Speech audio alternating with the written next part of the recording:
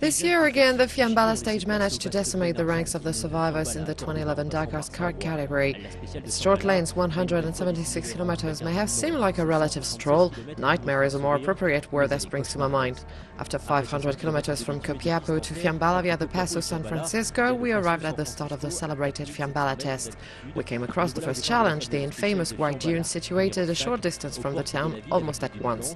These towering dunes are naturally very popular with photographers and cameras who are on hand to immortalize our difficult progress. Just 5 kilometers into the stage, my 4 colleagues on the car of Carlos Sainz had the misfortune of sinking into the flour-like white sand. Although our pressures had been reduced to the minimum possible, it was difficult not to get sucked down by the sun-baked powder, and only the power of the engines of the car we equipped enabled us to keep moving forward. The ordeal lasted something like 20 kilometers before we came across a long portion of dirt, sand and stones. Our pressure was still at approximately 1 bar, so the risk of puncturing was still high.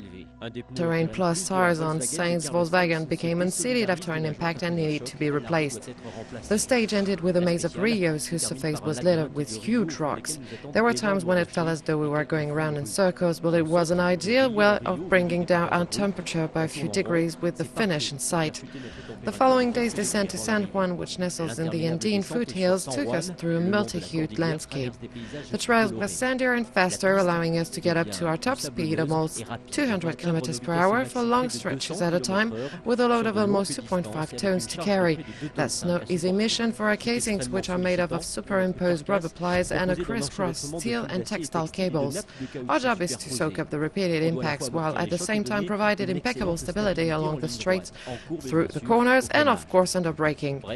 It feels as though we were circuit racing tires while at the same time having to shrug off the constraints associated with cross-country rallying. The finish in Buenos Aires is almost in sight and we seem to be heading for our 3rd consecutive Dakar win. But the run from San Juan to Cordoba includes a stone-strewn 550-kilometer stage, which is the longest of the entire event.